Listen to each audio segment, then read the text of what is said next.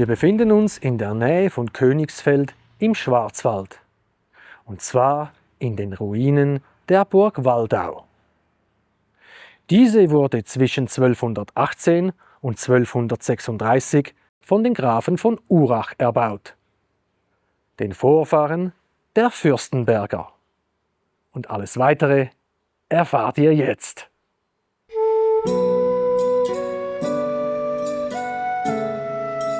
Erbaut wurde die Burg möglicherweise im Auftrag von Graf Egino V. von Urach. Sie diente wohl dazu, die Besitzungen der Familie in der Umgebung zu schützen und vielleicht auch der Kontrolle der Straße von Villingen ins Kinzigtal.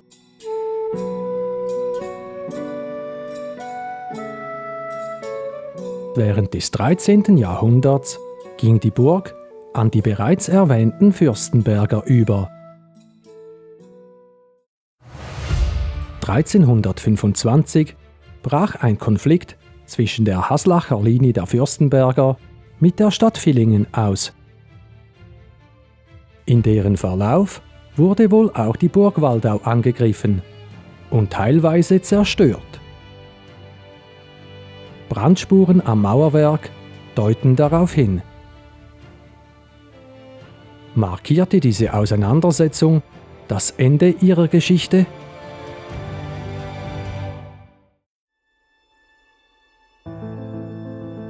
Wer den Ort heute in Augenschein nimmt, findet eine sehr imposante Burgruine vor, welche in der Vergangenheit bereits mehrfach saniert wurde.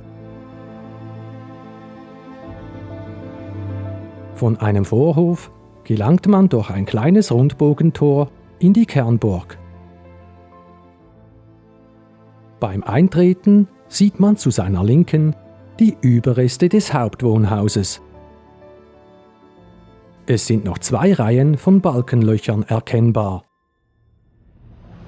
Der Bau hatte also mindestens 2 Obergeschosse.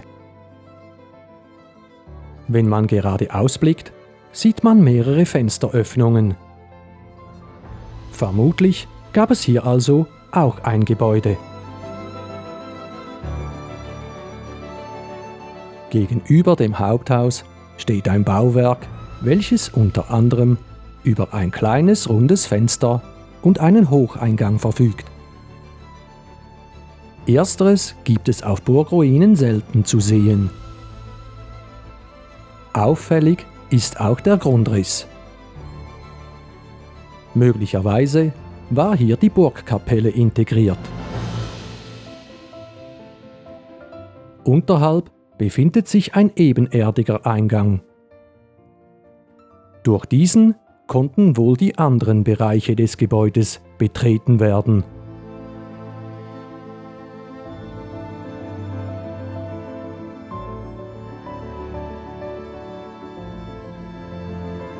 Das auffälligste Bauwerk der auf einem Hügel liegenden Burg ist mit Sicherheit der mächtige Bergfried. Er ist etwa 25 Meter hoch und hat einen fast quadratischen Grundriss mit Seitenlängen von etwas mehr als 8,5 Metern. Während sich der ehemalige Hocheingang in 9 Metern Höhe befindet, hat man für den heutigen Besucher einen ebenerdigen geschaffen. Wer hineingeht, findet eine Treppe vor, durch welche man zu der Aussichtsplattform auf dem Turm gelangt.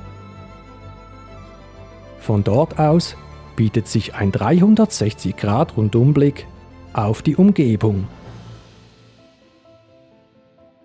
Der Erhaltungszustand des Bergfrieds ist sehr gut. Sogar die originalen Zinnen sind noch teilweise vorhanden. Ursprünglich gab es dort auf jeder Seite Kampfhäuschen aus Holz, die wie ein Erker angebracht waren. Weiter sieht man die Umfassungsmauern der Kernburg, welche noch bis zu 11 Meter in die Höhe ragen. Der ganze innere Komplex wurde wohl in einem Zug erbaut und stammt vermutlich aus den Gründungstagen in der ersten Hälfte des 13. Jahrhunderts. Rundherum erstreckt sich ein zweiter Mauerring, welcher scheinbar in einer weiteren Bauphase hinzugefügt wurde und ins späte Mittelalter zu datieren ist. In Richtung Westen und Norden ist die Burg von einem noch gut erkennbaren Graben mit vorgelagertem Wall umgeben. Die Rekonstruktion von Wolfgang Braun veranschaulicht, wie die Burg zu ihrer Blütezeit möglicherweise ausgesehen hat.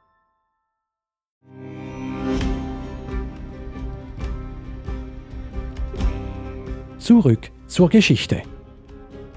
Nach der kriegerischen Auseinandersetzung mit Villingen scheinen die Fürstenberger die Burg und die dazugehörigen Güter als Lehen an die Patrizierfamilie Haug vergeben zu haben. Erstmals direkt in den Schriften genannt wird sie am 5. Dezember 1411. Damals wurde das Lehen von Konrad Haug an die Fürstenberger zurückgegeben und auf seinen Sohn Bernhard Haug übertragen.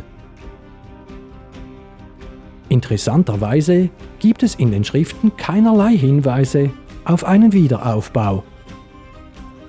War und blieb die Burg bereits damals eine Ruine? Dies wäre aufgrund der heute noch sichtbaren erheblichen Überreste erstaunlich.